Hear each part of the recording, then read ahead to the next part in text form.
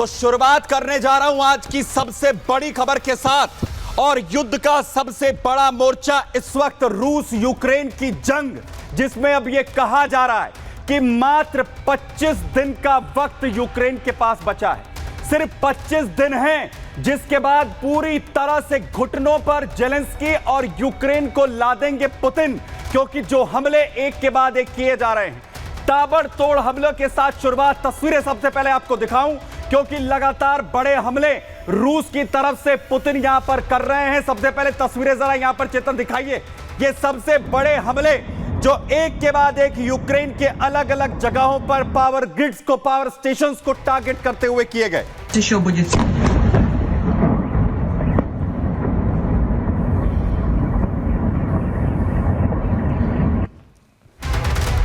78 मिसाइलें और इसके अलावा 106 ड्रोन्स, जिसका इस्तेमाल इन बड़े हमलों को अंजाम देने के लिए किया गया। और वहीं यूक्रेन पर रूस लगातार एक के बाद एक ताबड़तोड़ अटैक न सिर्फ अंदर घुसकर कर रहा है, बैटल ग्राउंड में बड़े हमले हो रहे हैं।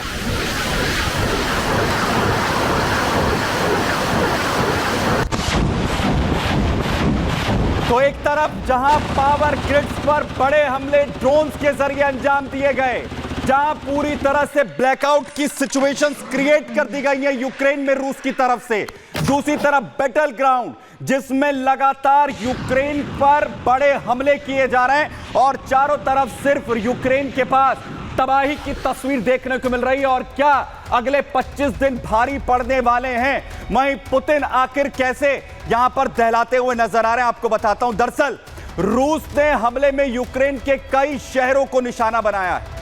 रूस ने 78 मिसाइलों और 106 ड्रोन्स का इस्तेमाल किया इन बड़े हमलों को अंजाम देने के लिए। हमले में यूक्रेनी शख्स की मौत हुई है, जबकि 21 लोग घायल बताए जा रहे हैं। वहीं यूक्रेन में सबसे बड़ा हमला खार्किव शहर पर टारगेट करते हुए किया गया है। निप्रो, क्रेमेंचुक और किवरी में और इवानो फ्रैंकोव्स्क, ये वो तमाम बड़ी जगह जिन्हें टारगेट इन हमलों में किया गया। एनर्जी इंफ्रास्ट्रक्चर समेत रिहायशी इलाके जिन्हें तबाह कर दिया गया। इन बड़े हमलों में रूस ने अपनी खतरनाक बैलिस्टिक मिसाइल्स इसके लिए इस्तेमाल की हैं। बैलिस्टिक मिसाइल्स के जरिए इन हमलों को अंजाम रूस ने दिया। रूस ने ब्लैक सी से बैलिस्टिक मिसाइलें और ड्रोन्स का इस्तेमाल यूक्रेन पर हमले के लिए किया है।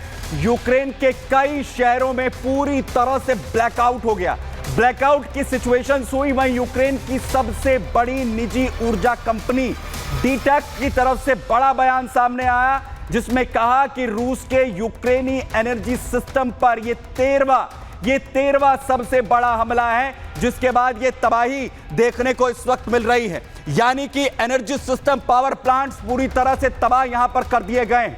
वहीं दूसरी तरफ अमेरिका की तरफ से एक बार फिर सपोर्ट की बात की जा रही है। बाइडेन अपना गुस्सा जाहिर यहां पर करते हुए नजर आ रहे हैं। बाइडेन का साफ तौर पर यह कहना है कि अब यूक्रेन को तब तक मदद लगातार अमेरिका करता रहेगा इन हमलों के बाद, कि जब तक यहां पर यूक्रेन पूरी तरह से रूस को नहीं हरा देता है। क्या कह रहे हैं आखिर बाइडेन, आपको बताता हूं। दरअसल बाइडेन की तरफ से कहा जा रहा है क्रिसमस पर यूक्रेन पर जो हमला हुआ, उसके बाद अमेरिका के अंदर गुस्सा है। रूस ने हमले से यूक्रेन के एनर्जी ग्रिड्स जिन्हें निशाना बनाया, टारगेट किया। रूस सर्दी में यूक्रेनी लोगों की बिजली सप्लाई दरअसल काटना चाहता है, उस पर दबाव बढ़ाना चाहता है। रूस को जवाबी हमले की चेतावनी अब बाइडेन की तरफ से दी गई। बाइडेन ने यूक्रेन को सैन्य मदद बढ़ाने का ऐलान यहां पर कर दिया। यूक्रेन को हथियारों की सप्लाई भी यहां बढ़ाई जाएगी।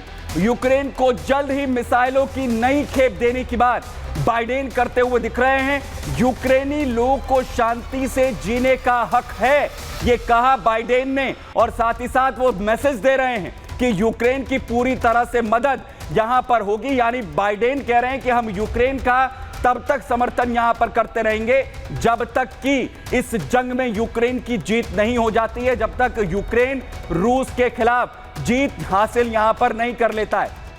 वहीं दूसरी तरफ जहां बाइडेन पूरी तरह से समर्थन की बात कर रहे हैं, वहीं पुतिन लगातार गुस्से में। और बड़ी अपडेट आपको यहां पर दूं, जहां पर पुतिन ने पूरी तैयारी यहां पर की है कि आखिर कैसे यूक्रेन को घुटने पर लाना है। पूर्वी यूक्रेन पर कब्जे की तैयारी इस वक्त यहां पर की गई है। पुतिन लगातार आगे की रणनीति तैयार कर रहे हैं और जल्द से जल्द अगले 25 दिन का जो रोड मैप है उसमें पूर्वी यूक्रेन पर कब्जे की तैयारी है पुतिन की। डोनेट्स्क पर जल्द ही कब्जा चाहते हैं पुतिन। पूरा रोड मैप, पूरी रणनीति पुतिन ने तैयार की है और उसके साथ ही निप्रो के लिए भी जो सैनिकों की टुकड़ी है वो रवाना यहां पर कर दी गई है। यानी पूरी स्ट्रैटेजी पुतिन ने तैयार की है कि आखिर कैसे अगले आने वाले दिनों के अंदर निप्रो सही तमाम शहर जो हैं यूक्रेन के, पूर्वी यूक्रेन समेत कब्जा करने। क्या रणनीति है?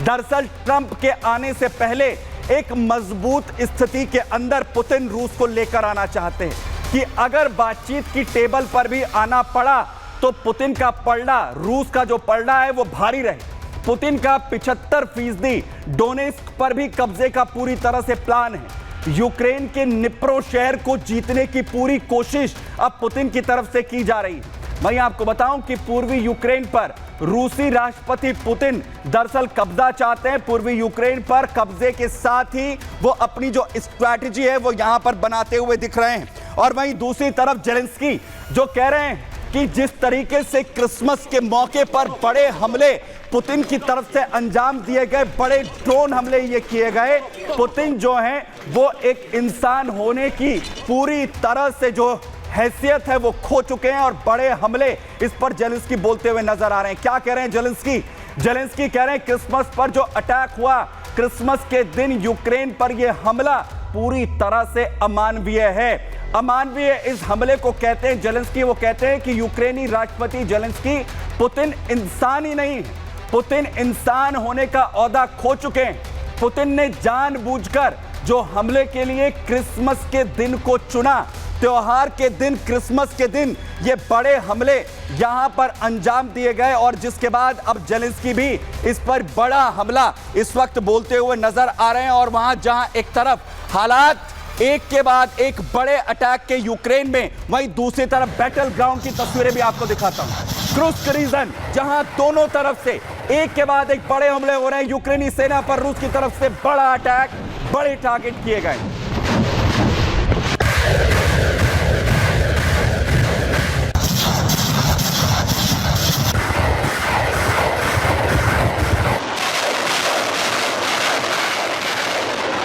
बड़े हमले मल्टी रॉकेट लॉन्चर सिस्टम के जरिए हो रहे हैं, तो वहीं आखिर कैसे यूक्रेनी टैंक्स को ज़ैपोरिज़िया में निशाना टारगेट यहां पर किया गया है और लगातार बैटल ग्राउंड के अंदर जो यूक्रेनी टैंक्स हैं उन्हें तबाह कर रहा है लगातार रूस।